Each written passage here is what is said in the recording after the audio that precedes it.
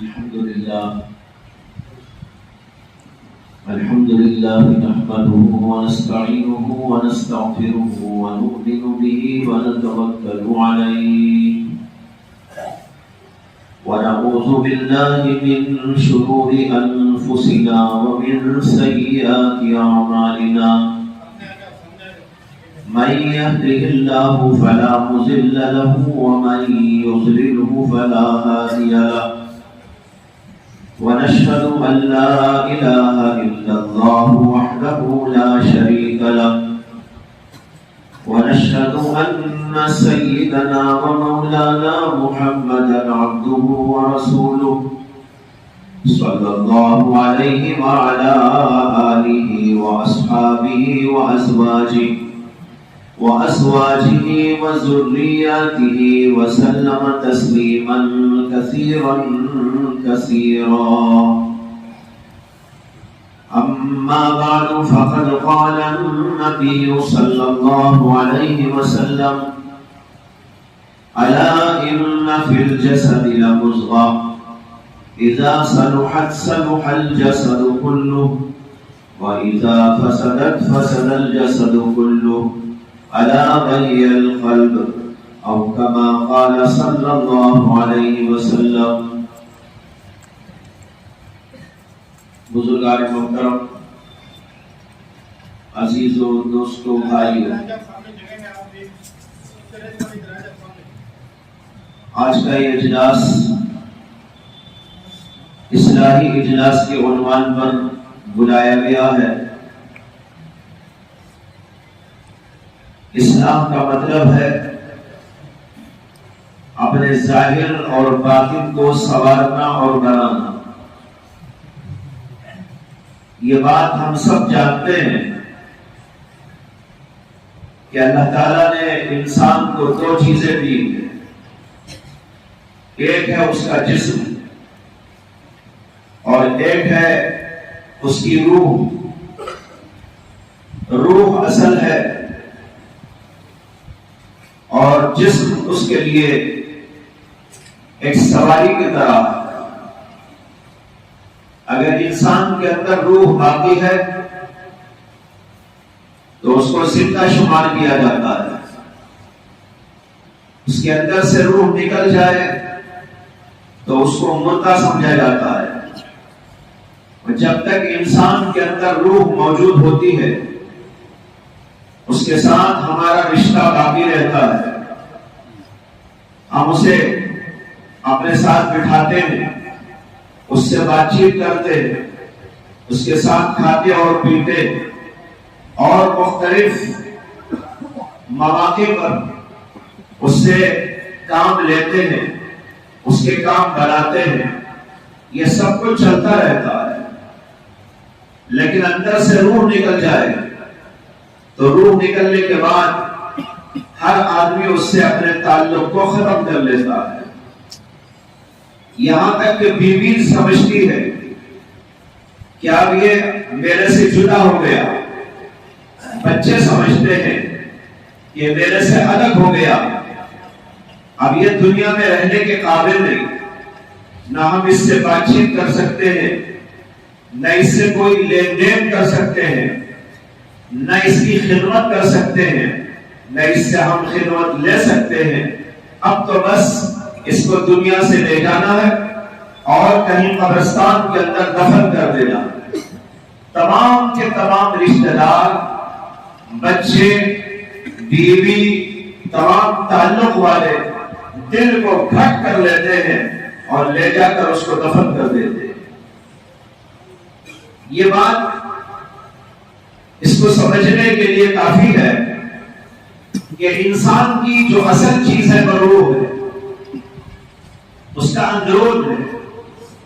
اس کا یہ جو ظاہری جسم ہے یہ اصل نہیں، یہ تو اس کے لیے سواری کے طور پر ہے.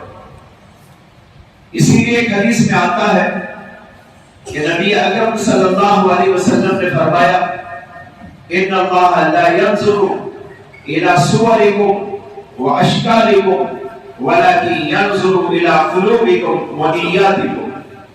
اللہ تعالیٰ تمہاری شکلوں کو نہیں دیکھتا، तुम्हारी सूरतों को नहीं देखता। एक इंसान कितना भी खूबसूरत हो, महज उसकी खूबसूरती की वजह से वो जन्नत में नहीं जाएगा।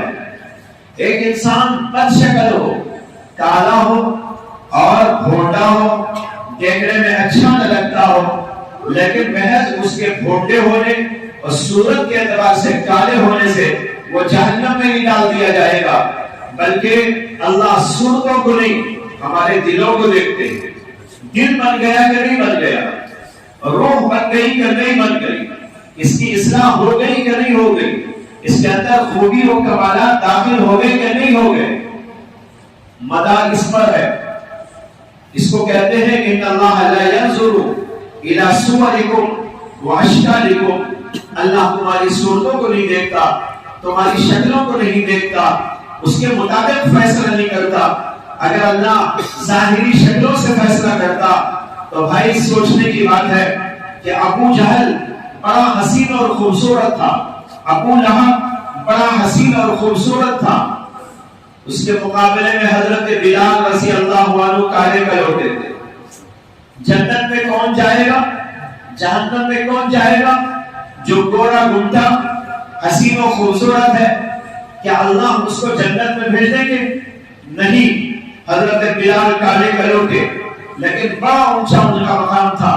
हदीस के अंदर आता है कि नबी अकरम सल्लल्लाहु अलैहि वसल्लम ने मेराज के मौके पर जब आप आसमानों के ऊपर गए, सिदरतुल मुंतहा से ऊपर गए, वहां पर अर्श के इलाके में चल रहे थे, तो नबी अकरम सल्लल्लाहु अलैहि वसल्लम ने वहां पर महसूस किया कि कोई आदमी चल रहा, पटापट पटापट चलने की आवाज आ रही।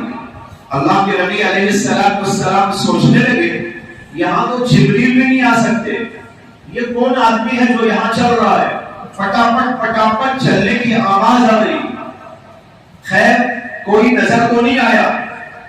जब वापस आ गए, जिब्रील ने अमीन अलैहिस्सलाम से पूछा कि जिब्रील, जब मैं ऊपर गया जहां तुमको भी दाखिला नहीं है, तुम्हारी भी वहां तक परवाज नहीं है, मैंने वहां पर महसूस किया कि कोई आदमी चल रहा था, लेकिन नजर तो कोई नहीं आया, दिखाई तो कोई नहीं दिया। वहां पर ये चलने की आवाज किसकी आवाज? हजरत जिब्रील अमीन अलैहिस्सलाम ने फरमाया कि मोहम्मद सल्लल्लाहु अलैहि वसल्लम, ये आपके उम्मती हजरत बिलाल के चलने की आवाज है। ये दुनिया में चलते हैं, लेकिन उनकी चलने की आवाज अल्लाह को पसंद होने की वजह से अल्लाह ने उनकी आवाज अर्श तक पहुंचा दी। नबी अकरम सल्लल्लाहु अलैहि वसल्लम ने हजरत बिलाल हबशी रज़ी अल्लाहु अन्हु को पूछा कि भाई तुम कौन सा अमल करते हो कि तुम्हारा ये मकाम हो गया? उन्होंने कहा कि अल्लाह के नबी, आपने जो बताया वही तो करता हूं, और क्या करूंगा। ये अमल भी मेरा है कि मैं जब भी वुजू करता हूं तो रकअत नफिल नमाज तहियतुल वुजू की पढ़ लिया करता हूं। बहरहाल बताना यह है कि हजरत बिलाल हबशी काले कलौटे थे, जिस्म के लिहाज से बड़े भोले किस्म के थे, हबशे के रहने वाले थे, लेकिन अल्लाह ने उनको इतना ऊंचा मकाम दिया। और उसके मुकाबले में अबू लहब को देख लो। अबू लहब हसीन था, खूबसूरत था।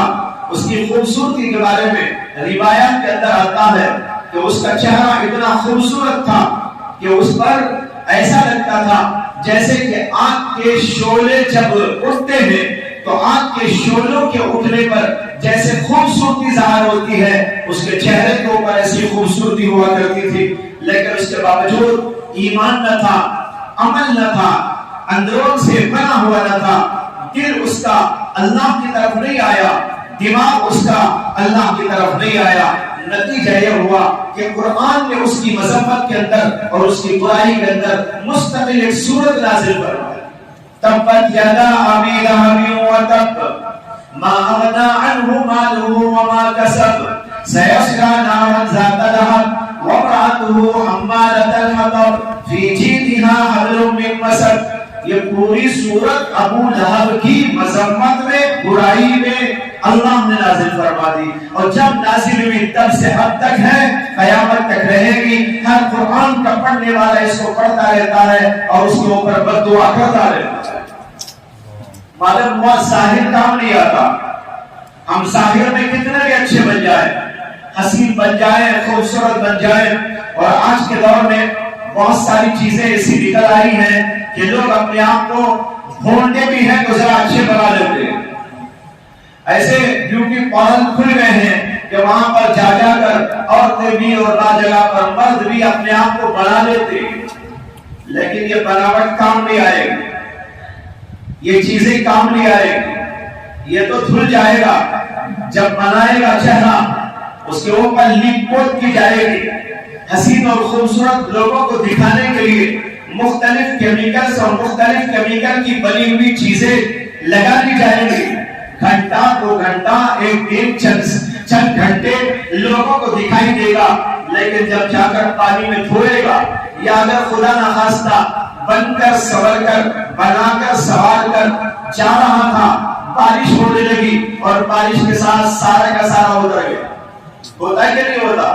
سارے کا سارا اتر گیا، اور جب اتر گیا وہ اترتے ہی اندر والا ظاہر ہو گیا، کتنا خوبصورت ہے، لوگ کہیں گے دھو ہے، یہ چہرہ تھا بنا دیا تھا ایسا۔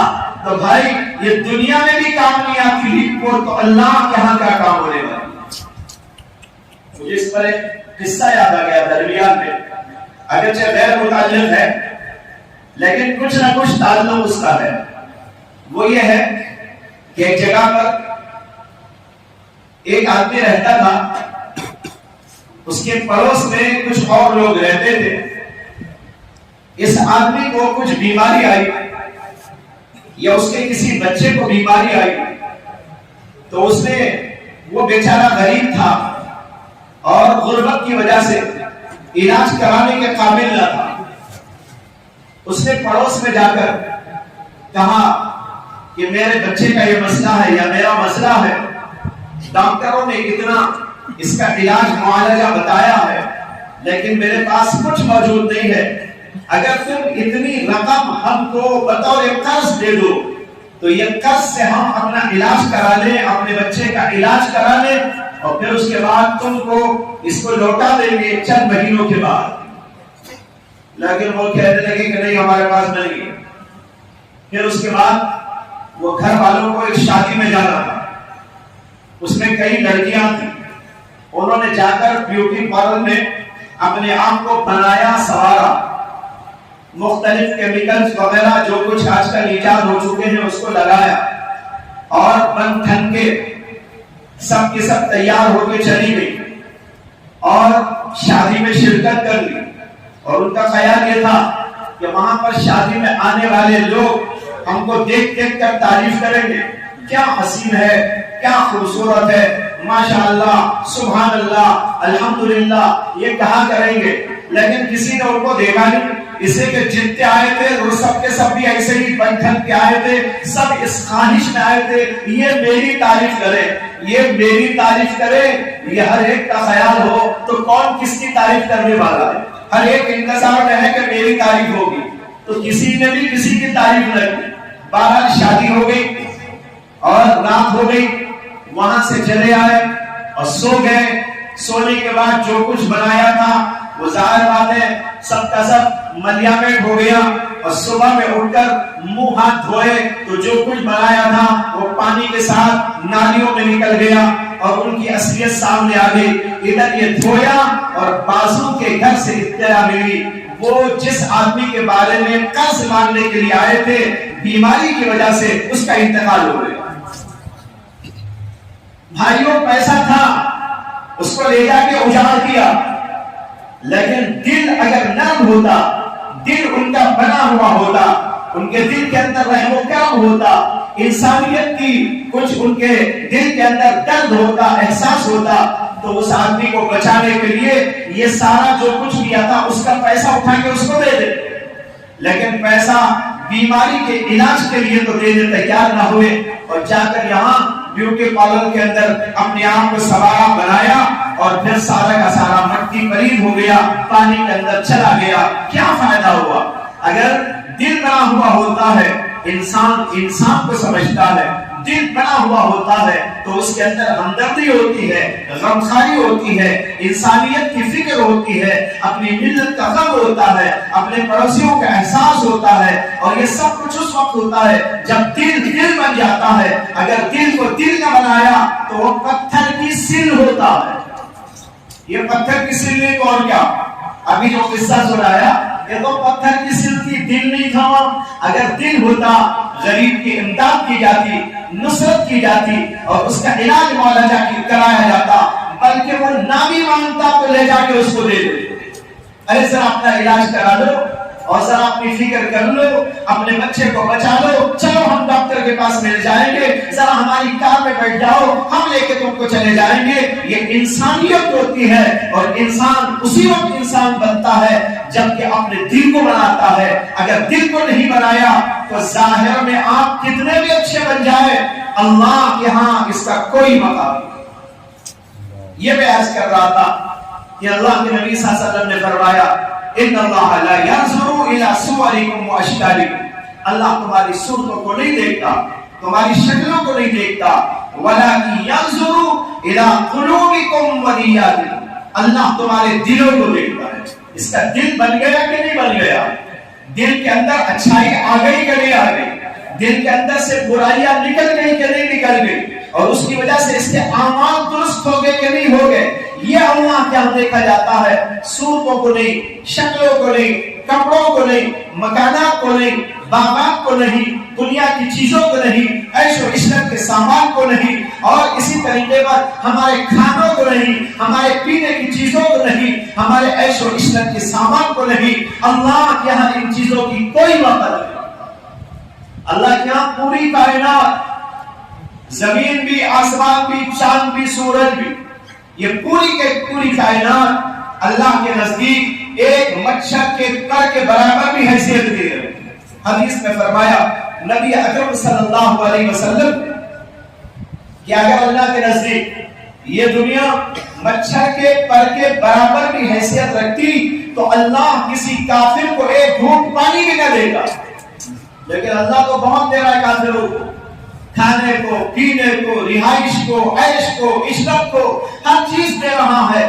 معلوم ہوا کہ اللہ کی نگاہ میں اس کی کوئی حیثیت نہیں ہے، لیکن آج دنیا کی حیثیت تو ہمارے دل میں آ گئی، لیکن اعمال کی حیثیت نہیں ہے، ایمان کی حیثیت نہیں ہے، ہمارے اخلاق کی حیثیت نہیں ہے، چیزوں کی حیثیت، مال کی حیثیت، جائیداد کی حیثیت، دنیا کی حیثیت، یہ چیزوں نے ہمارے دل کے اندر گھر کر لیا، اور جو اصل چیز تھی اس سے ہم غافل ہو کے رہے۔ بھائیو، میں نے شروع میں آپ کو ایک حدیث سنائی کہ نبی اکرم صلی اللہ علیہ وسلم نے فرمایا الا ان فی الجسد لمضغہ، کان کھول کر سن لو، جسم کے اندر ایک گوشت کا ٹکڑا ہے، اذا صلحت صلح الجسد کلہ، جب وہ ٹھیک ٹھاک رہتا ہے تو جسم کے پورے اعضاء کا نظام بھی ٹھیک ٹھاک رہتا ہے۔ آنکھ کا نظام ٹھیک رہتا ہے، زبان کا نظام ٹھیک رہتا ہے، کانوں کا نظام ٹھیک رہتا ہے، ہاتھ پیر کا نظام ٹھیک رہتا ہے۔ وَإِذَا فَسَدَتْ فَسَدَ الْجَسَدُ كُلُّهُ، اور جب دل خراب ہو جاتا ہے، دل کے اندر خرابیاں پیدا ہو جاتی ہیں، فَسَدَ الْجَسَدُ كُلُّهُ، تو جسم کے پورے اعضاء کا نظام بھی ٹھپ ہو جاتا ہے۔ آنکھ کا نظام خراب، زبان کا نظام خراب، ہاتھ پیر کا نظام خراب، کان کا نظام خراب، سب کے سب خرابی میں پڑ جاتے ہیں۔ کیوں؟ اس لیے کہ وہ لوتھڑا خراب ہو گیا، اور وہ کون سا لوتھڑا ہے؟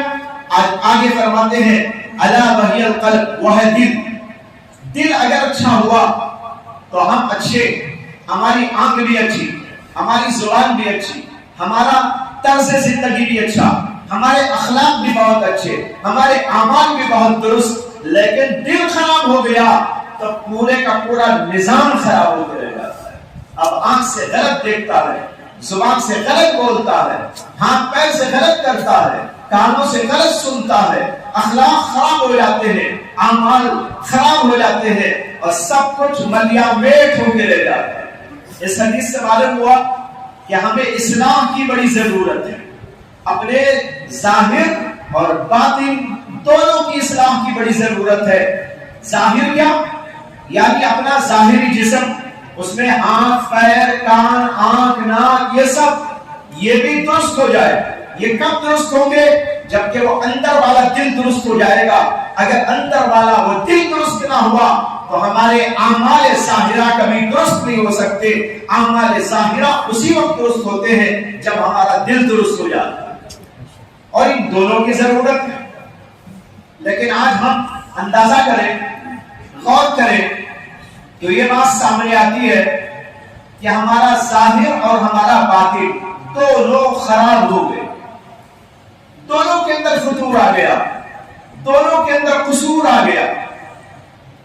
اور قصور آ جانے کی وجہ سے ہم ظاہراً مسلمان تو کہلاتے ہیں، دعویٰ تو ہمیں مسلمانی کا ہے، لیکن وہ برکات، وہ ثمرات جو ایک مسلمانوں کی زندگی کے لیے اللہ نے طے کر رکھا ہے اور رسول اکرم صلی اللہ علیہ وسلم نے اس کی بشارتیں سنائی ہیں، وہ برکات اور وہ ثمرات ان کو دکھائی دیتے ہیں. حضرات صحابہ کی زندگیوں میں برکتیں، رحمتیں تھی، بڑے ثمرات تھے، لیکن آج ہم کو نظر نہیں آتے. ہم کہتے ہیں بھئی ہم بھی مسلمان ہیں، کیا بات ہے کہ اللہ کے فرشتے نازل نہیں ہوتے. حضور اقدس صلی اللہ علیہ وسلم کے زمانے میں جنگ بدر ہوئی تھی. جنگ بدر میں مسلمانوں کی تعداد 313 اور کافروں کی تعداد 1000 سے زیادہ، یعنی ان کی تعداد مسلمانوں کی تعداد سے 3 گنا. لیکن اس زمانے میں جب جنگ ہوتی ہے مسلمانوں کو اللہ وہ قوت، وہ شجاعت، وہ بہادری اور مدد اور وہ نصرت عطا کرتے ہیں. آسمان کی غیبی نصرت فرشتوں کے ذریعے اتارتے ہیں کہ مسلمان 313 ہونے کے باوجود اتنے بڑے کافروں کے 2 گنا 3 گنا کافروں کے مجمع پر بھاری پڑ جاتے. لیکن آج ہماری تعداد کتنی زیادہ ہے؟ لاکھوں نہیں، اربوں میں ہے، لیکن اس کے باوجود دنیا والوں پر ہماری کوئی حیثیت نہیں. دنیا والے ہم کو پست کر رہے ہیں، دنیا والے ہم کو ذلیل کر رہے ہیں. دنیا والوں کی نگاہوں میں مسلمانوں کی کوئی حیثیت نہ رہی. غور کرنے کی بات ہے کہ اتنی بڑی تعداد ہونے کے باوجود آج مسلمانوں کا حال ایسا کیوں ہے؟ ایک حدیث میں اس کا جواب دے دیا. حضرت ثوبان رضی اللہ عنہ ایک صحابی ہے، وہ کہتے ہیں کہ ایک بار نبی اکرم صلی اللہ علیہ وسلم نے ارشاد فرمایا کہ ایک زمانہ ایسا آنے والا ہے عنقریب کہ اس زمانے کے اندر تم لوگوں کو یعنی مسلمانوں کو کھا جانے کے لیے، مسلمانوں کو ختم کر دینے کے لیے کافر لوگ ایک دوسرے کو اس طرح بلائیں گے جیسے کہ دسترخوان پر بیٹھ کر دعوت میں ایک دوسرے کو بلایا جاتا ہے. آؤ بھائی کھا لو، تم بھی آ جاؤ 2 لقمے لے لو، تم بھی آؤ یہ چکھ لو، تم بھی آؤ 2 روٹیاں کھا لو، تم بھی آؤ 1 پلیٹ لے لو، یہ میٹھا ہے اس کو کھا لو، یہ کھٹا ہے اس کو کھا لو، یہ بریانی ہے اس کو لے لو، یہ حلوہ ہے اس کو نوش کر لو. جیسے دسترخوان پر ایک دوسرے کو بلاتے ہیں، اللہ کے نبی نے فرمایا ایک زمانہ آئے گا کہ تم مسلمانوں کو کفار کی قومیں کھا جانے کے لیے اس طرح بلائیں گی جیسے دسترخوان پر بیٹھ کر ایک دوسرے کو بلایا جائے. حضرات صحابہ کو بڑا تعجب ہوا. وہ تعجب کی بات نہیں تھی، اس لیے کہ حضرات صحابہ وہ ہیں جن کی مدد اور نصرت ہر موقع پر ہو رہی. کافر ان کے سامنے رسوا ہے، کافر ان کے سامنے پسپا ہے، لیکن اللہ کے نبی کہہ رہے ہیں کہ تم مسلمانوں کو ختم کرنے، تم مسلمانوں کو کھا جانے کافر لوگ ایک دوسرے کو بلائے. صحابہ کرام کو بڑی حیرانی ہوئی، بڑی پریشانی ہوئی. انہوں نے عرض کیا کہ یا رسول اللہ کیا اس وقت ہماری تعداد بہت کم ہوگی؟ غور سے سنو، اللہ کے نبی سے پوچھا جا رہا ہے کہ جو آپ فرما رہے ہیں کہ ایک زمانہ ایسا آئے گا تو کیا اس زمانے میں ہماری تعداد بہت کم ہوگی؟ اللہ کے نبی نے فرمایا کہ نہیں، تمہاری تعداد بہت ہوگی لیکن بے فائدہ ہوگی، بے طاقت ہوگی، ایسی ہوگی جیسے کہ سمندر کے اوپر کا جھاگ ہوتا ہے. سمندر کے اوپر دیکھا ہوگا نا بلبلے، ذرا جھاگ آ جاتا ہے اسے آپ جا کے کھڑے ہو کے پھونک ماریں گے وہ ہو جاتا ہے. اللہ کے نبی نے فرمایا تمہاری تعداد تو بہت ہوگی لیکن ایسی ہوگی جیسے کہ سیلاب یا سمندر کے اوپر کا جھاگ ہوتا ہے جس کو پھونکوں سے اڑا دیا جاتا ہے. اب حضرات صحابہ سوچنے لگے تعداد اتنی لیکن قوت کچھ نہیں, طاقت کچھ نہیں, اور پھونکوں سے ان کو اڑا دیا جائے, آخر ایسی بات کیوں پیدا ہوگی؟ انہوں نے عرض کیا کہ یا رسول اللہ یہ ضعف, یہ کمزوری اس زمانے میں مسلمانوں میں کیوں آ جائے گی؟ اللہ کے نبی علیہ السلام نے فرمایا کہ دو وجہ سے آئے گی. فرمایا کہ دو وجہ سے آئے گی. یہ اس لیے کہ دنیا کی محبت میں گرفتار ہو جائیں گے, اور دوسرے اس وجہ سے کہ وہ موت سے بھاگنے لگے. موت پسند نہیں, اللہ کے پاس جانا پسند نہیں, جنت ان کو پسند نہیں, اور جنت کے خزینے پسند نہیں, جنت کی نعمتیں پسند نہیں, اللہ سے ملاقات پسند نہیں, آخرت کی نعمتوں کی طرف ان کا ذہن نہیں جائے گا. موت سے بھاگیں گے, دنیا کی محبت میں گرفتار ہو گئے. آج یہ منظر نظر آ رہا ہے بھائیوں یا نہیں نظر آ رہا ہے؟ ہم لوگوں کے دلوں میں دنیا کی محبت نے کیسا گھر کر لیا, دنیا کی محبت کیسے ہمارے دلوں کے اندر راسخ ہو گئی ہے کہ ہمارے سینے بس دنیا ہی کے بارے میں سوچتے, ہمارا دل دنیا ہی کے بارے میں سوچتا رہتا ہے. کیا کماؤں, کیسا کماؤں, اور عیسیٰ کی ٹوپی موسیٰ کو کیسے پہناؤں, موسیٰ کی ٹوپی عیسیٰ کو کیسے پہناؤں, ادھر کا مال کیسے لوٹ لو, ادھر کا مال کیسے لوٹ لو. اسی سلسلے میں سوچ اور فکر اور دل و دماغ لگے رہتے ہیں.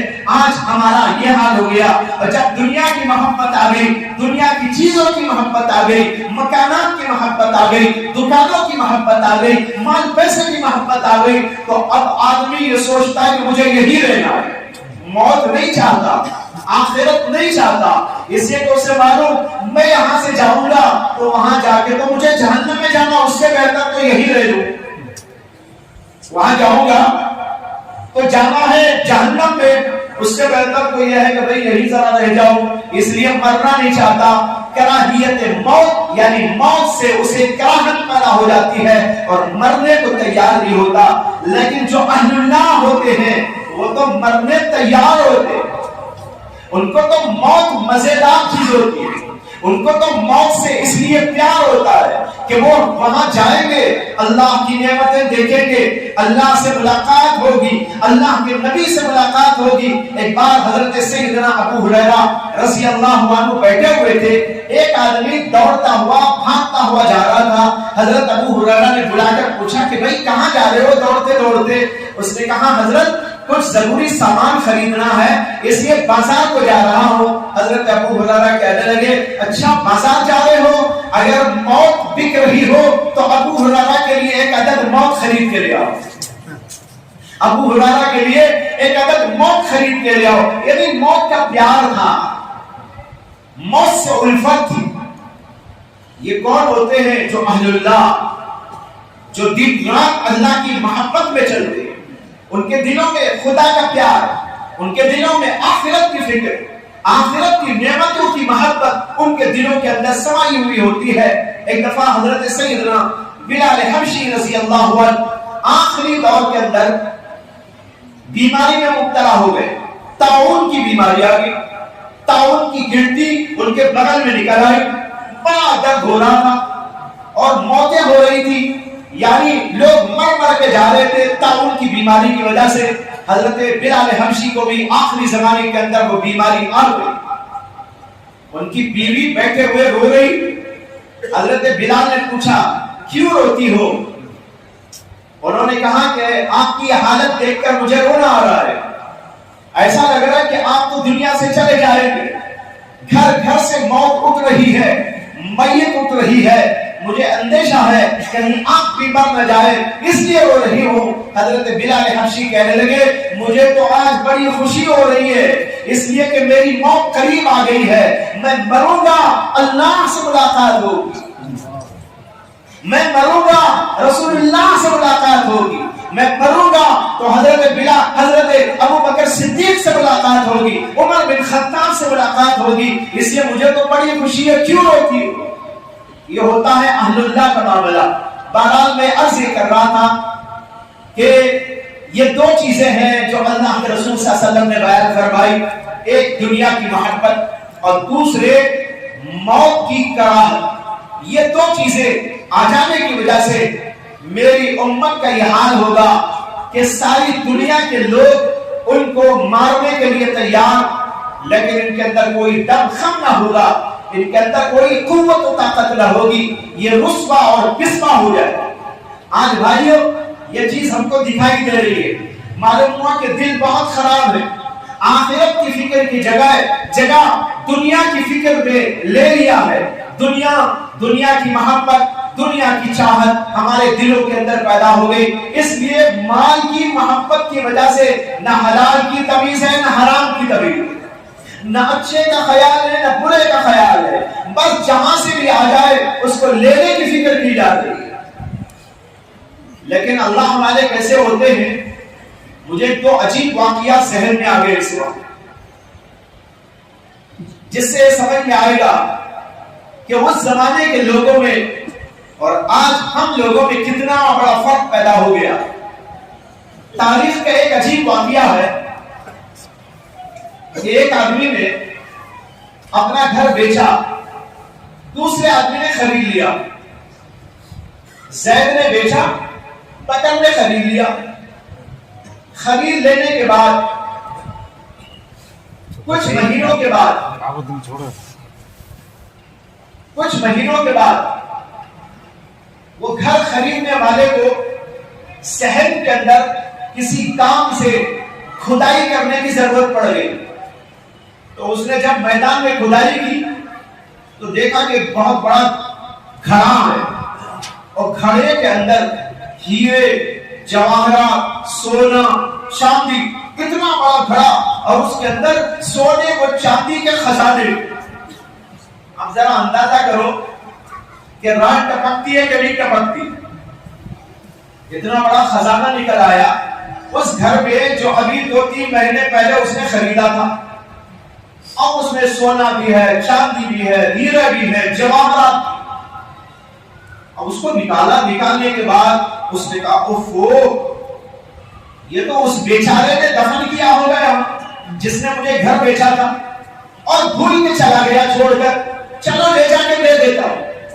آج کا آدمی کرے گا، ارے میں تو لے لیا، میرا ہو گیا، گھر تو میں نے خریدا، میرا ہو گیا، وہ ایک دن کا بھی اس میں سے دینے کو تیار نہ ہوگا۔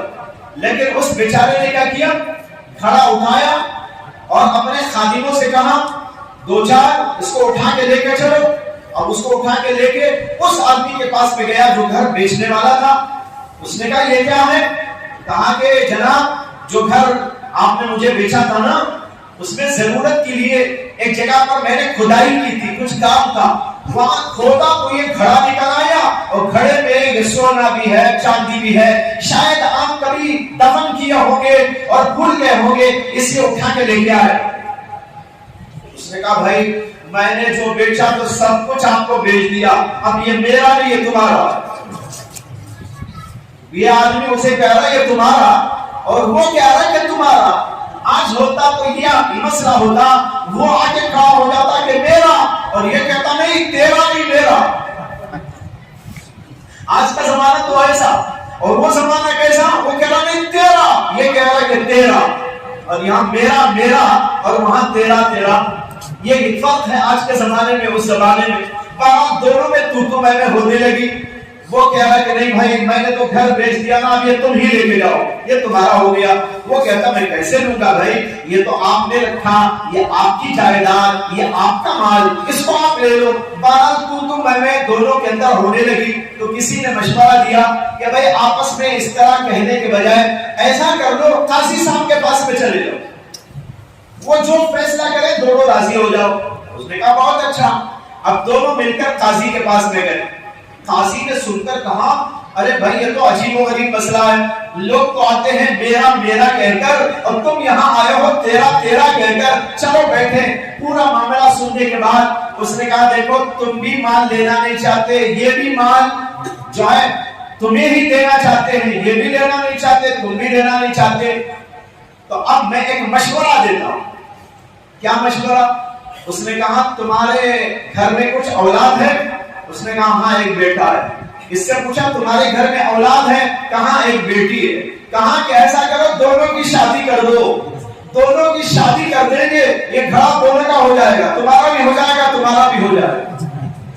اس طریقے پر انہوں نے فیصلہ کر لیا اور وہ دونوں کی شادی کر وہ گھڑا ان کو دے دیا۔ اب وہ باپ کا ہے یا اس کے باپ کا ہے یا اس کے باپ کا ہے، تو بہرحال ان کے بچوں میں یہ دعا استعمال ہونے لگا۔ ایسا زمانہ گزرا، لیکن آج بھائیوں یہ زمانہ نہیں نظر آتا ہے۔ دوسرا واقعہ وہ بھی بڑا عجیب و غریب واقعہ ہے، اور وہ دو عورتوں کا واقعہ ہے۔ ماشاءاللہ یہاں معلوم ہوا عورتیں بھی موجود ہیں۔ عورتوں کے اندر حرص کی بیماری مردوں سے بھی زیادہ ہوتی ہے، مردوں سے زیادہ حرص کی بیماری عورتوں میں ہوتی ہے۔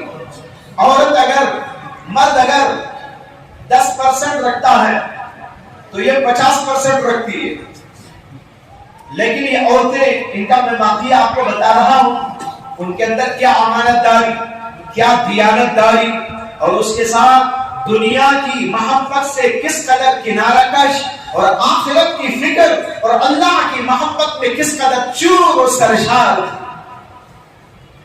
کہتے ہیں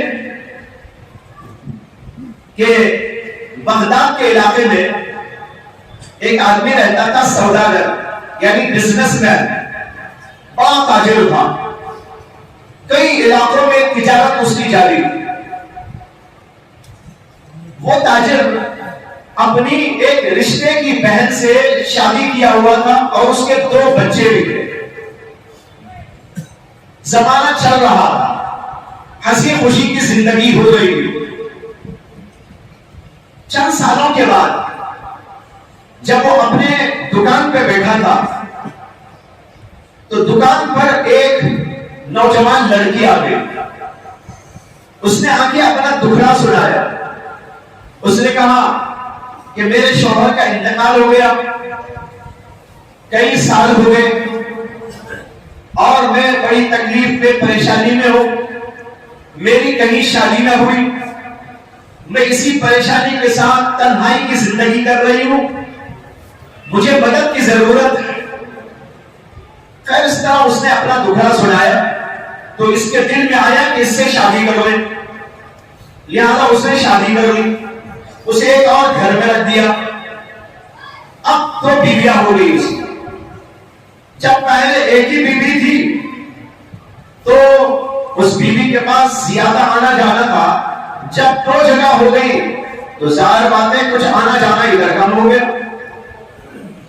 پہلی بیوی سوچنے لگی کہ اب زیادہ تر پہلے کی طرح میرے پاس میں نہیں آتا، کیا بات ہے؟ اسے کچھ شبہ ہو گیا۔ شبہ ہونے پر اس نے اپنی باندھی سے کہا کہ میرا شوہر جب باہر جائے تو تم برقع اوڑھ کر اس کے پیچھے چلو، اسے پتہ نہ چلے، دیکھو کہاں کہاں جاتا ہے، اس کے بعد مجھے آگے بتانا۔ خیر وہ باندھی بڑے راستانہ طریقے سے اس کا پیچھا کرنے لگی۔ یہ اپنے گھر سے ایک دن نکلا، اپنے دکان پہ جا کے بیٹھ گیا، ظہر کی نماز کا وقت ہوا، وہاں سے اٹھ کر مسجد کو گیا۔ وہ باندھی دور کھڑے ہو کے پورا تماشا دیکھ رہی تھی۔ جب ظہر کی نماز پڑھا تو مسجد سے نکلا اور پھر ایک علاقے میں گیا، یہ بھی پیچھے پیچھے جانے لگی۔ ایک علاقے میں جا کر وہاں پر ایک گھر میں گھس گیا۔ گھر میں گھسا تو اس نے دیکھا، دیکھنے کے بعد آس پاس رہنے والوں سے پوچھا کہ یہ جو مکان ہے کس کا مکان ہے؟ تو وہاں کے لوگوں نے کہا کہ ایک بیوہ کا مکان ہے، اور اس بیوہ کا فلاں سوداگر سے رشتہ اور تعلق یعنی نکاح ہوا ہے، ابھی چند ماہ پہلے اس کا نکاح ہوا، یہ دونوں اس میں رہتے ہیں۔ اس نے کہا سارا مسئلہ سمجھ میں آ گیا، اس لیے وہ واپس آ گئی۔ واپس آ کر جو ہے اپنی آقان کو بتائی کہ میں ایسا گئی تھی، یہ دیکھا، یہ ہوا، وہ فلاں گھر میں گھسا، معلوم ہوا کہ اس کی شادی فلاں لڑکی سے ہوئی ہے، سارا معاملہ اس نے بتایا۔ تو یہ پرانی پہلی جو بیوی تھی نا، اس نے پورا سن لینے کے بعد اپنی باندھی سے کہا، میری ماں اور بہنوں، ذرا غور سے سن لو.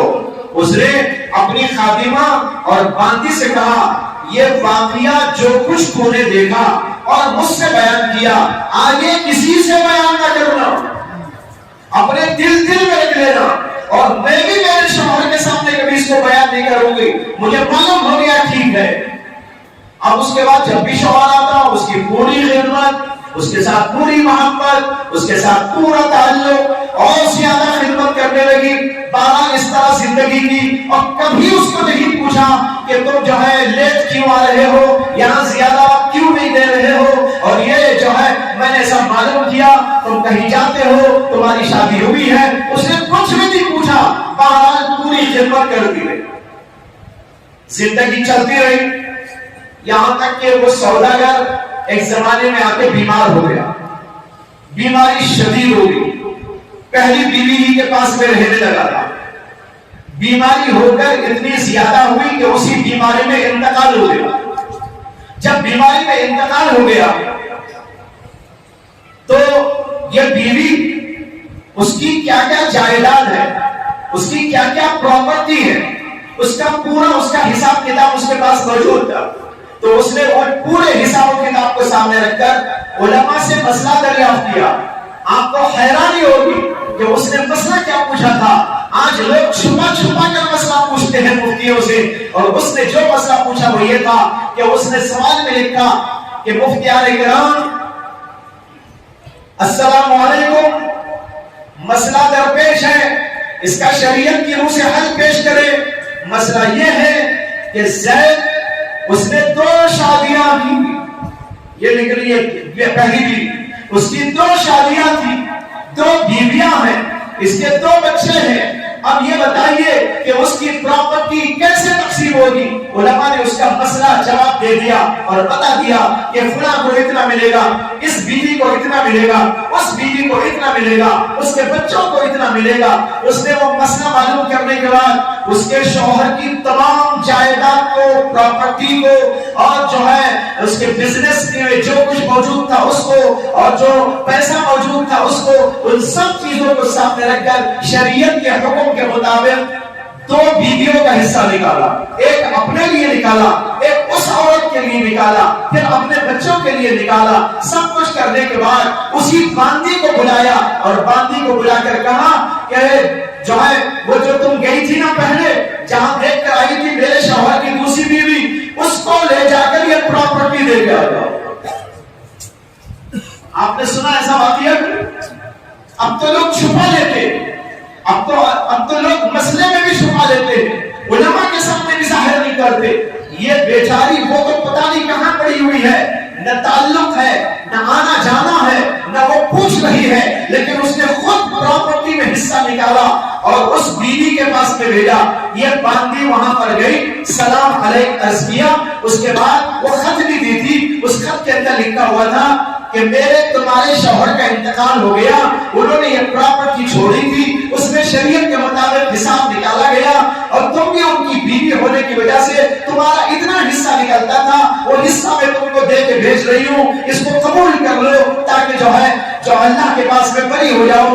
وہ خط پہنچا تو اس نے اس کو لیا, اور پڑھنے کے بعد کچھ دیر تک وہ روتی رہی. رونے کے بعد اس نے جو ہے اسے کہا کہ آپ تھوڑی دیر یہاں بیٹھو. اندر چلی گئی. جانے کے بعد اندر سے اپنا صندوق کھول کر ایک پرچہ لے کر آیا اور لا کر کہا کہ دیکھو یہ میرے شوہر نے انتقال سے بہت پہلے مجھے طلاق دے دی تھی, میں اب ان کی بیوی نہیں ہوں.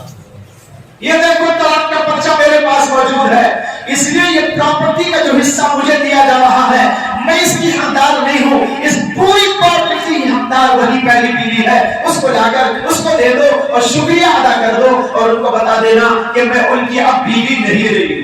اگر وہ لے کے رکھ لیتی تو کسے پتا چلتا؟ کسی کو پتا بھی چلتا نہیں تھا. لے کے ہڑپ کر لیتی, کھا لیتی, پی لیتی. لیکن بھائیوں یہ اللہ کا ڈر ہے, یہ آخرت کی فکر ہے. دنیا کی محبت نہ ہونے کا نتیجہ ہے. جب آدمی کے دل میں دنیا کی محبت آ جاتی ہے اس کا حال یہ ہوتا ہے کہ وہ ہر طرف سے مال کو خلق کرنا چاہتا ہے، دوسروں کو سخت پہنچاتا ہے، تکلیف پہنچاتا ہے، اور جس کے دل میں آخرت کی فکر موجود ہو ان کا حال یہ ہوتا ہے۔ کیسا عجیب و غریب واقعہ ہے، وہ بیوی اس کا حصہ نکال کے بیچتی ہے اور وہ بیوی کہتی ہے میں اس کی بیوی نہیں، پورا حصہ تمہارا، تم لے کے چلے جاؤ۔ بھائیو یہ ہونا چاہیے، یہ مسلمان کی شان ہوتی ہے۔ میں عرض کر رہا تھا دل کو دل بنانے کی ضرورت ہے، اور میں نے وہ حدیث سنائی کہ ہم اتنی زیادہ تعداد میں ہونے کے باوجود ہمارا اثر کیوں نہیں، ہماری وقت کیوں نہیں، ہمارے اندر طاقت کیوں نہیں، ہماری ایک پوزیشن کیوں ہو گئی ہے؟ سب کے سب لوگ ہم کو دبانا کیوں چاہتے ہیں، اور دباتے دباتے ہمارا تو گلا گھونٹ کے رکھ دیا گیا اور ہماری آواز پستے پستر ہو گئی۔ اس کی وجہ میں نے حدیث کی روشنی میں آپ کو بتائی، اللہ کے نبی نے بتایا، کیا بتایا؟ دنیا کی محبت اور موت کا ڈر اور خوف اور موت سے کراہیت، یہ وجہ ہے جب آدمی کے دل میں دنیا بس جاتی ہے اور اللہ کا ڈر نکل جاتا ہے، آخرت کا ڈر نکل جاتا ہے، اللہ کی محبت نکل جاتی ہے، اس کا تو یہی حال ہو گیا۔ معلوم ہوا کہ دل کو بنانے کی ضرورت ہے۔ آج کی یہ مجلس اسی طرف توجہ دلانے کے لیے ہے کہ ہم اپنے ظاہر سے زیادہ اپنے باطن کو بنائیں، اپنے اعمال کو بنائیں، اپنے ایمان کو بنائیں، اپنے دلوں کے اندر نیکیاں پیدا کریں، بہترین اخلاق پیدا کریں، اور اس کے اندر سے برائیوں کو نکالیں، اس کے اندر سے خباثتوں کو نکالیں، اور دل کے اعتبار سے بھی اچھے بنے، اعمال کے اعتبار سے اچھے بنے۔ جب اس طریقے پر انسان بنے گا تو اس کے اندر قوت آئے گی، اس کے اندر طاقت آئے گی، یہ ظاہری طاقت نہیں، یہ باطنی طاقت آئے گی۔ حضرات صحابہ میں باطنی طاقت تھی، حضرات اہل اللہ میں باطنی طاقت تھی، آج ہم نے وہ کھو دیا ہے۔ اس لیے کھو دیا ہے کہ ہم نے دل کے اندر طاقت پیدا کرنے کا کوئی وسیلہ ہی نہیں ڈھونڈا، اس کی کوئی تدبیر ہم نے۔ تو بھائیو اس سے معلوم ہو گیا کہ ہم کو دل بنانے کی بڑی ضرورت ہے۔ دل کیسا بنتا ہے؟ دل کو بنانے کا مطلب کیا ہے؟ دیکھیے دل میں بہت ساری برائیاں رکھی ہوئی ہیں اور دل کی بہت سی اچھائیاں بھی ہیں۔ دل کے اندر سے برائیوں کو نکال کر اس کے اندر اچھائیوں کو پیدا کر دینے کا نام دل کو بنانا ہے۔ ہمارے دل کے اندر اللہ کی محبت آ جائے، ہمارے دلوں کے اندر اللہ کا خوف آ جائے، ہمارے دلوں کے اندر اللہ پہ بھروسہ آ جائے، ہمارے دلوں کے اندر اللہ تعالیٰ سے تعلق پیدا ہو جائے، دلوں کے اندر آخرت کی فکر پیدا ہو جائے، یہ جب ہوگا دل بنے گا، سنورے گا۔ اور جو برائیاں ہیں دل کی برائیاں، جیسے مثال کے طور پر دل کی ایک برائی ہے تکبر، دل کی ایک برائی ہے غصہ، دل کی برائی ہے اپنے آپ کو اچھا سمجھنا، دل کی ایک بیماری ہے اللہ تعالیٰ سے بے تعلقی، دل کی ایک بیماری ہے اللہ تعالیٰ سے بے خوفی، دل کی ایک بیماری ہے دنیا کی محبت، دنیا کی چاہت، یہ سب دل کی بیماریاں۔ لیکن آج ہم میں بہت کم لوگ ایسے ہیں جو اپنے دل کو بنانے کی فکر میں لگے ہو، بلکہ احساس بھی نہیں ہے کہ ہم اپنے دل کو بنائیں، اپنے دل کو سنواریں، اپنے دل کے اندر نیکیوں کو اجاگر کریں، اپنے دل کے اندر سے برائیوں کو نکالیں۔ ہمیں اس بات کی فکر تک موجود نہیں، جبکہ ہمارے اسلاف اور بزرگوں کا حال یہ تھا کہ وہ اپنے دل میں ذرا سی بھی کمی دیکھتے تھے تو اس کو صحیح کرنے کی فکر میں لگ جاتے۔ ایک بزرگ کا واقعہ جن کا نام تھا حضرت محمود بن مہران، بہت بڑے عالم تھے، بہت بڑے فاضل تھے، محدث تھے، فقیہ تھے۔ ایک بار انہوں نے اپنے دل کے اندر ایسا محسوس کیا کہ ان کے دل میں سختی آ گئی۔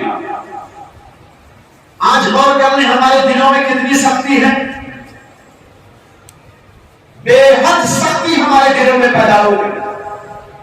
اس سختی کے پیدا ہو جانے کی وجہ سے اللہ کی باتوں کا اثر نہیں ہوتا، رسول اللہ کی باتوں کا اثر نہیں ہوتا، قرآن کا اثر نہیں ہوتا، دین کا اثر نہیں ہوتا. جب دل نرم ہوتا ہے تو دین کی بات آتے ہی دل میں گھس جاتی ہے، دل اس کو قبول کر لیتا ہے. علماء نے اس کی مثال دی، جیسے ایک آدمی کھیت میں کچھ بونا چاہتا ہو تو پہلے اسے نرم کرتا ہے، ہل چلاتا ہے. ہل چلانے پر نرمی آتی ہے، پھر اس کے بعد اس کے اوپر پانی ڈال کر اور نرم کیا جاتا ہے. جب نرم ہو جاتی ہے زمین تو اس میں بیج بویا جاتا ہے. وہ بیج اندر پہنچ کر پھر بڑھتا ہے، کونپلے نکلتے ہیں، پھر وہ آگے بڑھتا ہے اور اس کے اندر پھل اور پھول آتے ہیں اور اس کا بڑا فائدہ انسان کو ہوتا ہے. لیکن اگر سخت زمین میں بیج ڈال کے آ جائے تو وہ سورج کی شعاعوں سے سوکھ جائے گا، اندر نہیں جائے گا اور جل کے خاک ہو جائے گا. اسی طریقے پر دلوں کے اندر نرمی ہوتی ہے، اللہ کے کلام کا اثر دل پہ ہوتا ہے. ایک بزرگ تھے جن کا نام تھا حضرت محمد ابن المنکدر رحمت اللہ علیہ. محمد بن منکدر. ایک بار وہ اپنے گھر آئے، کھانا کھایا، اس کے بعد قرآن کی تلاوت شروع کر دی. رات کا وقت تھا، قرآن کریم کی تلاوت شروع کی تو ان کو رونا آیا. روتے رہے روتے رہے، پڑھتے پڑھتے قرآن کی ایک آیت پر پہنچے کہ اللہ تعالیٰ نے فرمایا ہے وَبَدَا لَهُم مِّنَ اللَّهِ مَا لَمْ يَكُونُوا يَحْتَسِبُونَ. یعنی اللہ کہہ رہے کہ جب لوگ قیامت میں جائیں گے اور یہ کافر لوگ بھی وہاں پر پہنچیں گے تو ان کافروں کے سامنے ان کے کرتوت کی وجہ سے ایسے ایسے عذابات سامنے آئیں گے جس کا انہوں نے کبھی تصور بھی نہیں کیا ہو. اللہ اکبر. ایسے ایسے عذاب جس کا تصور بھی نہیں تھا، خواب و خیال میں بھی نہیں آیا تھا. ایسی تکلیف، ایسی پریشانی، ایسا عذاب، ایسا سخت ترین عذاب اس کا کبھی تصور بھی ان کافروں کو نہیں ہوا ہوگا. ایسے ایسے عذابات ان کو دیے جائیں گے. یہ اللہ نے قرآن میں کہا بَدَا لَهُم مِّنَ اللَّهِ مَا لَمْ يَكُونُوا يَحْتَسِبُونَ. جب انہوں نے اس کو پڑھا تو ان کے دل کے اوپر عجیب حالت طاری ہو گئی. دل اللہ کے اس کلام کی وجہ سے متاثر ہونے لگا. دل میں کپکپی طاری ہو گئی، رونا شروع کر ڈالا. رو تو پہلے سے رہے تھے، اب چیخیں نکل گئی، چیخیں نکل گئی، نکل کر عجیب حالت ہو گئی. جتنے گھر میں موجود تھے سب کے سب جمع ہو گئے. کیا ہوا کیا ہوا کیا ہوا؟ وہ لوگوں کو سناتے تھے، ارے دیکھو قرآن کیا کہہ رہا ہے وَبَدَا لَهُم مِّنَ اللَّهِ مَا لَمْ يَكُونُوا يَحْتَسِبُونَ. وَبَدَا لَهُم مِّنَ اللَّهِ مَا لَمْ يَكُونُوا يَحْتَسِبُونَ. کافروں کو ایسا عذاب ہوگا جس کا ان کو کبھی تصور بھی نہ ہوا. عجیب حالت ہو گئی. لوگوں نے کہا ان کے ایک دوست بازو گھر میں رہتے ہیں، ذرا ان کو بلا لو، وہ ذرا سمجھا دیں گے. ان کا نام تھا محمد ابن الفضل رحمت اللہ علیہ. بڑے محدث میں وہ دونوں کی دوستی تھی. جا کر کوئی بیٹا ان کو بلا کے لایا کہ ابا جان تو بہت رو رہے ہیں، ابا جان کی حالت خراب ہو گئی ہے، ذرا اللہ کے واسطے آپ آ کر سمجھا دیجیے. امام محمد ابن الفضل تشریف لائے، ان کے بازو بیٹھ گئے، سمجھانے لگے کیوں رو رہے ہو. انہوں نے کہا ارے دیکھتے نہیں ہو اللہ کیا کہہ رہے وَبَدَا لَهُم مِّنَ اللَّهِ مَا لَمْ يَكُونُوا يَحْتَسِبُونَ. یہ کہتے ہی محمد بن فضل بھی رو رہے تھے. پہلے رونے والا ایک تھا، اب رونے والے دو ہو گئے، دونوں مل کے رونے لگے. بھائیوں یہ حالت کب ہوتی ہے؟ جب دل میں نرمی ہوتی ہے، جب دل کی سختی دور ہو جاتی ہے. قرآن کا اثر ہوتا ہے، حدیث کا اثر ہوتا ہے، آخرت کی بات کا اثر ہوتا ہے، جنت و جہنم کا تذکرہ ہوتا ہے، دل اس کو قبول کرتا ہوتا ہے. اگر نہیں تو پھر اوپر سے یہ سب چیزیں نکل جاتی ہیں. دلوں کے اندر نرمی کی بڑی ضرورت. آج ہمارے دل سخت ہو گئے اور ہم کو احساس تک نہیں ہو رہا ہے کہ ارے بھائی کیوں قرآن کا اثر نہیں ہو رہا ہے, کیوں حدیث کا اثر نہیں ہو رہا ہے, کیوں دین کی بات کا اثر نہیں ہو رہا ہے, مؤذن کی اذان کا اثر کیوں نہیں ہو رہا ہے. آج ہم کو کوئی احساس نہیں. یاد رکھو دل کی سختی بہت ہی بدترین بلا. اللہ نے قرآن میں بڑی سخت مذمت اس کی ہے اور ایک جگہ پر فرمایا کہ ثم قست قلوبکم, تمہارے تو دل سخت ہو گئے, اور یہ بھی فرمایا کہ تمہارے دل کو پتھر کی طرح ہے, بلکہ پتھر بھی تمہارے سے نرم ہو گیا, لیکن تمہارے دل کی سختی تو پتھر سے بھی آ گئی. میں نے کہا تھا نا, یا تو دل ہوتا ہے, دل نہیں تو پتھر کی سیل ہو جاتا ہے. اس میں ایسی سختی آ جاتی ہے, پتھر کو پھوڑو, کہیں کہیں پتھروں سے پانی نکل آتا ہے. قرآن کریم نے اس کو بیان فرمایا, ثم قست قلوبکم من بعد ذلک فہی کالحجارہ او اشد قسوہ.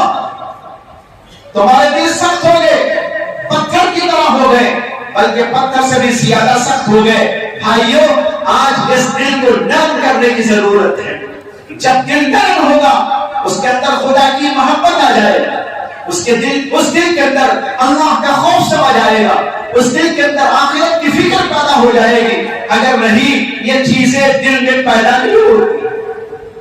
میں آپ کو سنا رہا تھا حضرت میمون بن مہران کا واقعہ. انہوں نے ایک دن اپنے دل میں ذرا سی سختی محسوس کی, کہنے لگے دل میں سختی معلوم ہو رہی ہے, اس کا علاج کرنا چاہیے. آج ہم کبھی اپنا علاج کراتے ہیں, دل سخت ہو گئے, قرآن کا اثر نہیں ہو رہا ہے, نبی کی بات کا اثر نہیں ہو رہا ہے, دین کی بات کا اثر نہیں ہو رہا ہے, جنت کا جہنم کا تذکرہ ہوتا ہے, ہمارے دلوں کے اندر کچھ بھی چوبش پیدا نہیں ہوتی. آخر سوچئے کہ ہم نے کبھی اس کا علاج کرنے کی فکر کی ہے؟ کسی اللہ والے کے پاس جائیں, اس کے پاس بیٹھے, اس کی باتوں کو سنے اور ہمارے دل کی اصلاح کا کوئی نسخہ لے کے آئے. آج ہم لوگوں کا حال یہ ہو گیا کہ بزرگوں کے پاس جاتے ہیں تو وہاں بھی جو ہے ناپاک دنیا ہی کو لے کے جاتے ہیں. اللہ کے ولیوں کے پاس جا رہے, کیوں؟ حضرت دعا کر دیجئے میرا دکان چل جائے, حضرت دعا کر دیجئے میرے بیٹے کا دکان چل جائے, حضرت دعا کر دیجئے مجھے صحت مل جائے, میری بیوی کی طبیعت ٹھیک ہو جائے, میری بچی کی شادی ہو جائے, میرا دکان چل جائے. یعنی بزرگوں کے پاس جا کر بھی دنیا ہی دنیا کمانے کی فکر ہو رہی ہے, اللہ کی محبت کے لیے کوئی نہیں جا رہا.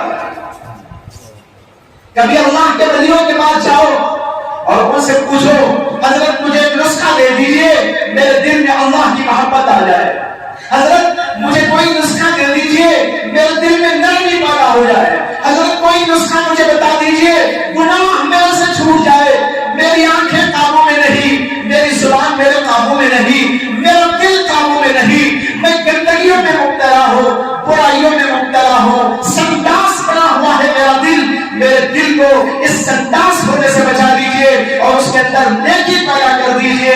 ہم اللہ کے ولیوں کے پاس بھی دنیا ہی کو لے کے جاتے ہیں اور آخرت کے لیے کچھ نہیں.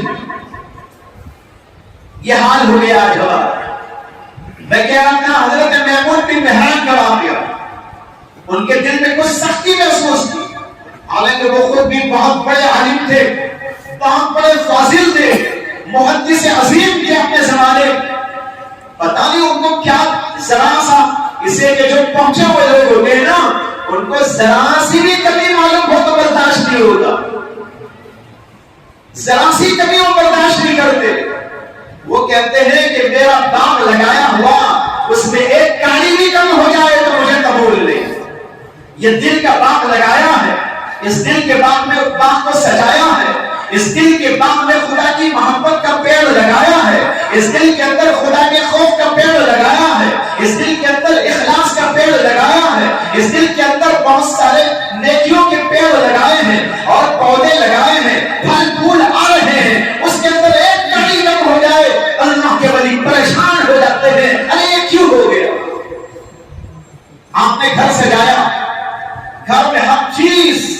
سے رکھ دی. لائٹ موجود, فرنیچر موجود, قالین موجود, فریج موجود, ہر چیز موجود. اس کے اندر کوئی ذرا سا دھبا لگا دے, آپ کے دل پر کیا اثر ہوتا ہے؟ اگر ایک دھبا لگ جائے آپ کہتے ہیں میرے مکان کو کس نے برباد کر دیا, میرے مکان کو کس نے ایسا کر دیا, ایک لکیر ڈال کر اس کے اوپر دھبا لگا دیا.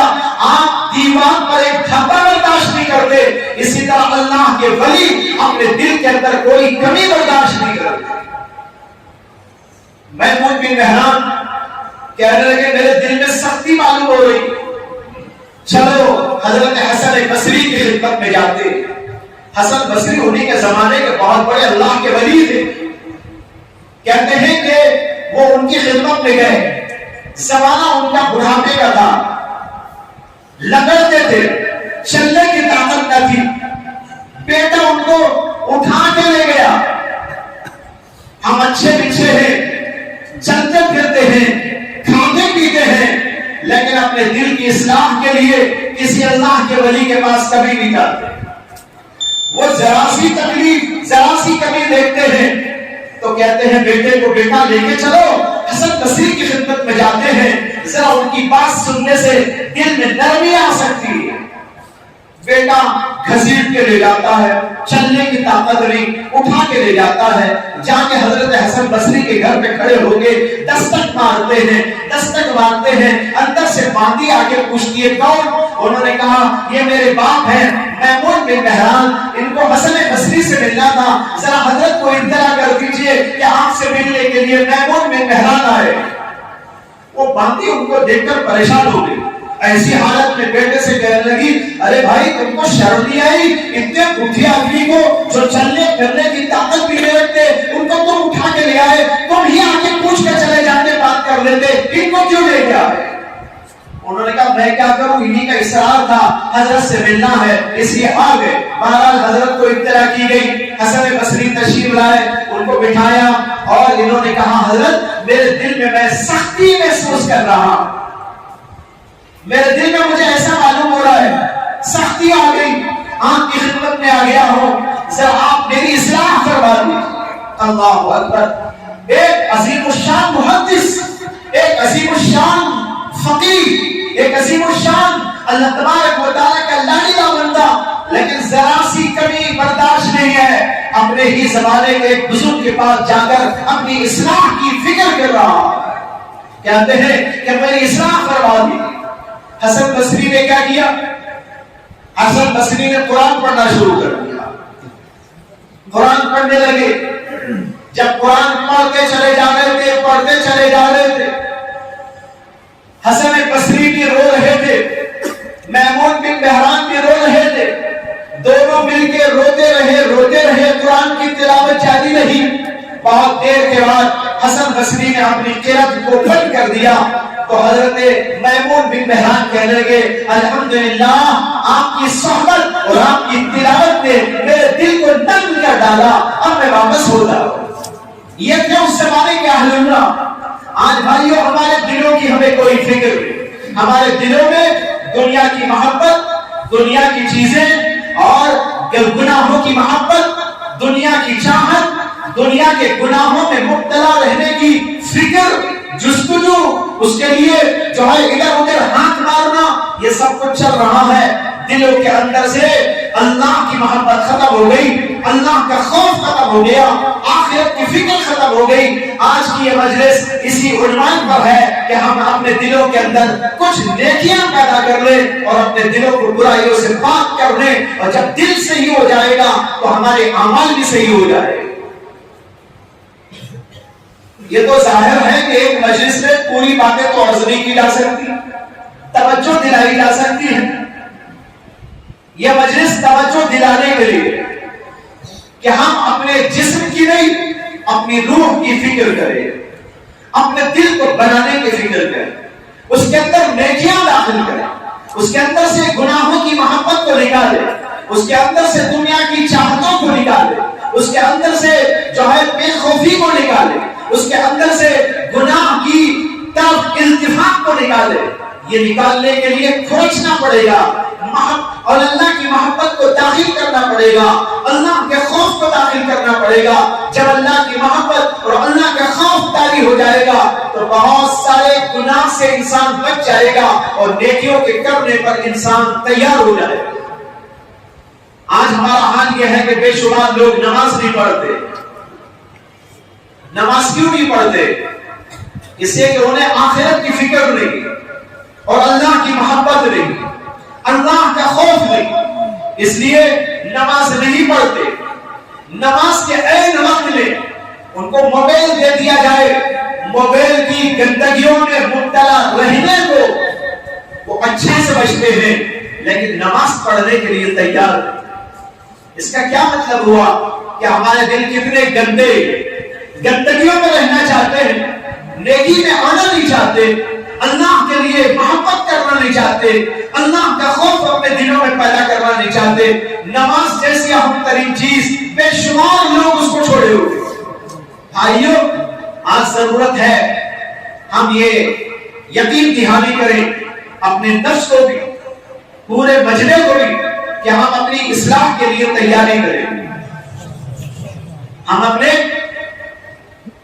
نفس کی اصلاح کے لیے تیاری کریں، اپنے دلوں کو سنواریں، اپنے دلوں کو بنائیں گے، اس کے اندر سے گناہوں کے جذبات کو کھرچ کھرچ کے نکالیں گے اور اللہ کی محبت کو داخل کر کے نیکیوں میں آگے بڑھنے کی فکر کریں گے۔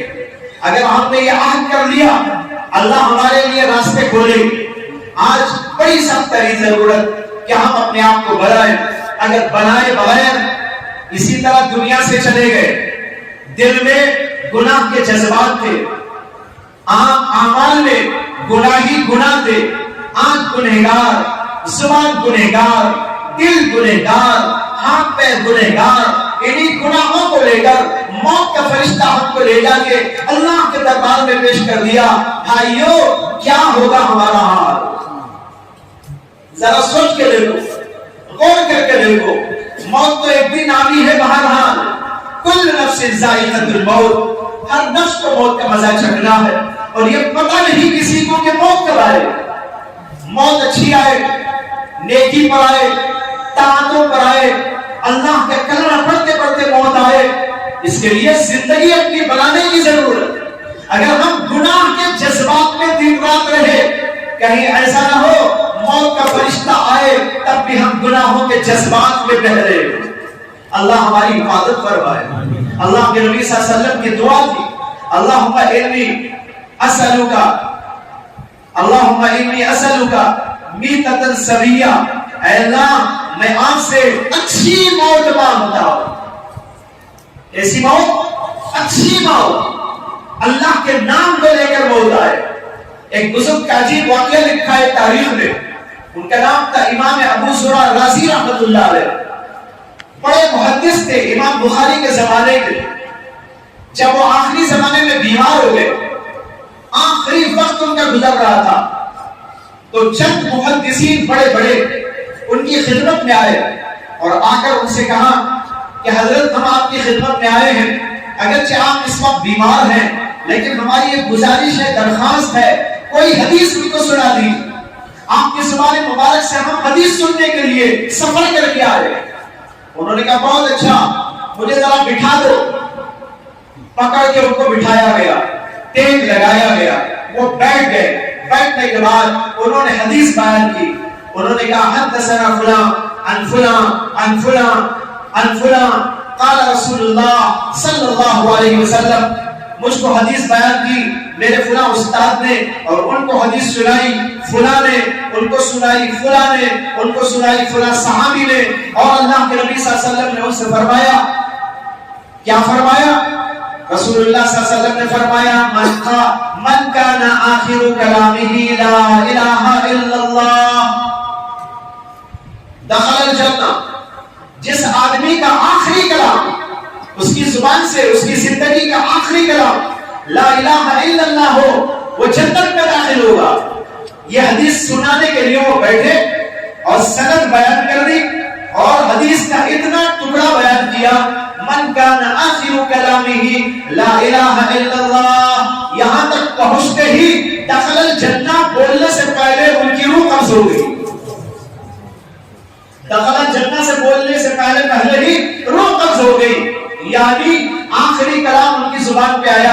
حدیث سناتے ہوئے من کان آخر کلامہ لا الہ الا اللہ، یہ کہتے ہی فرشتہ آیا، روح قبض کر کے لے گیا. گویا کہ بتایا کہ میں داخل جنت میں زبان سے نہیں عمل سے ہو گیا. ایسی موت آئے اچھی ہے کہ نہیں ہے؟ اللہ ہم سب کو بھی ایسی موت نصیب فرمائے، نیکی کی موت، طاعت کی موت. بہرحال فرشتہ معلوم نہیں کب آئے گا، اس سے پہلے اپنے آپ کو تیار کرنا ہے.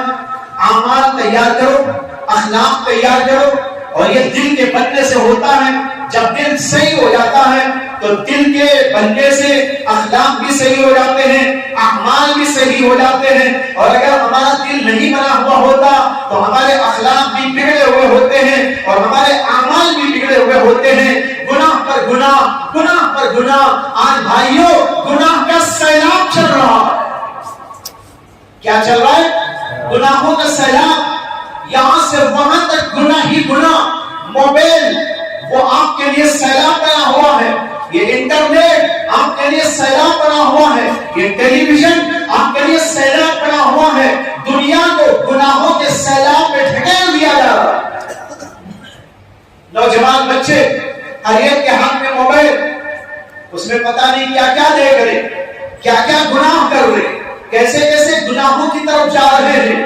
ان کو احساس نہیں ہے اللہ نے ہم کو کیوں پیدا کیا، اللہ نے ہم کو زندگی کیوں عطا فرمائی. بھائیوں یہ زندگی اللہ کی طرف سے ہمیں اور آپ کو ایک امانت کے طور پر دی گئی ہے. اس دنیا کی زندگی کو اللہ کی امانت سمجھ کر صحیح مصرف میں استعمال کر ڈالو. نیکی میں، طاعتوں میں، اچھائیوں میں، لوگوں کی خدمتوں میں اور لوگوں کے ساتھ بھلائیوں میں، ان چیزوں کے اندر لگا کر اپنی زندگی کو خرچ کر دو. تب جا کر یہ زندگی اپنے مصرف میں خرچ ہو جائے. اگر نہیں تو اس کا مطلب یہ ہے کہ ہم نے خیانت کر دی. اللہ تو ہم کو دیا اتنی پیاری زندگی، ہم نے گناہوں میں لگا دی، برائیوں میں لگا دی، خباثتوں میں لگا دی. آنکھ گناہ کر رہی ہے، احساس نہیں ہے. زبان سے غلط بول رہے، احساس نہیں ہے. کانوں سے غلط کر رہے، احساس نہیں ہے. ہاتھ پیر سے غلط کر رہے، کوئی احساس نہیں ہے. بے احساس کی زندگی کے ساتھ آگے بڑھتے جا رہے، لیکن پتہ نہیں کہ کب موت آ جائے. ایک بادشاہ تھا، بہت بڑا بادشاہ.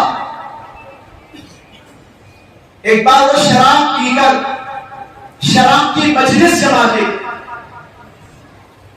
لوگوں کو چھوڑ کر شراب پیا، پلایا، مستی کیا اور پھر اس کے بعد شراب کے نشے میں خود سو گیا اور لوگ بھی سو گئے.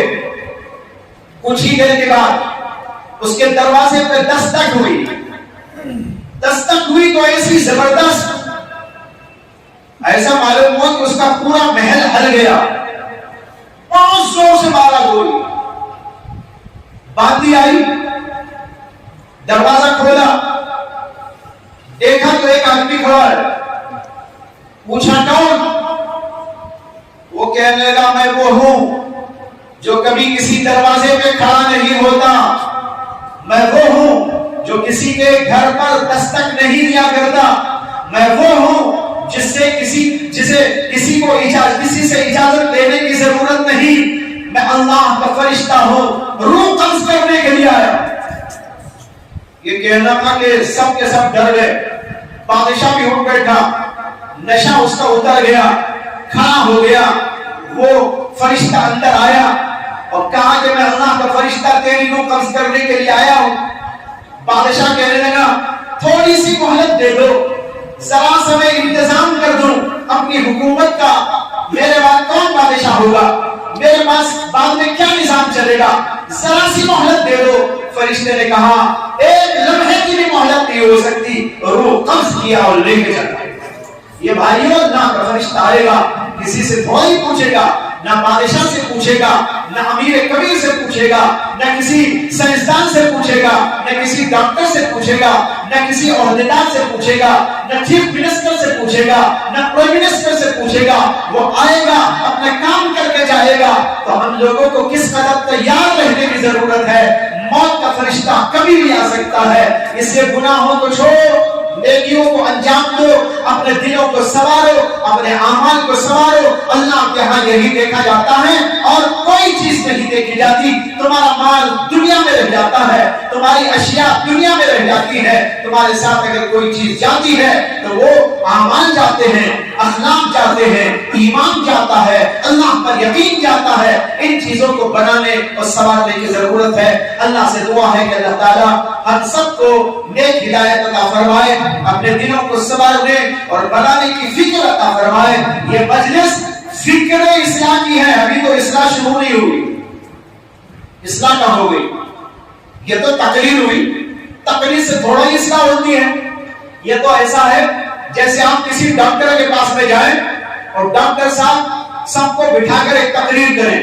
بیماریوں کی اتنی قسمیں ہیں، آنکھ میں یہ بیماریاں آتی ہیں، کان میں یہ بیماریاں آتی ہیں، کان میں یہ بیماریاں آتی ہیں، دلوں میں ایسی بیماریاں آتی ہیں اور ان کا علاج یہ ہوتا ہے، ایسے ایسے ان کے نسخے ہیں اور یہ ہے اور وہ ہے. ایک شاندار تقریر ڈاکٹر صاحب نے کر دی اور آپ نے جو ہے گردن ہلا ہلا کر سن لیا اور اس کے بعد اٹھ کر گھروں کو چلے گئے. تو کیا بیماری ختم ہو جائے گی؟ بیماری تو ختم نہیں ہوگی. بیماری کب ختم ہوگی؟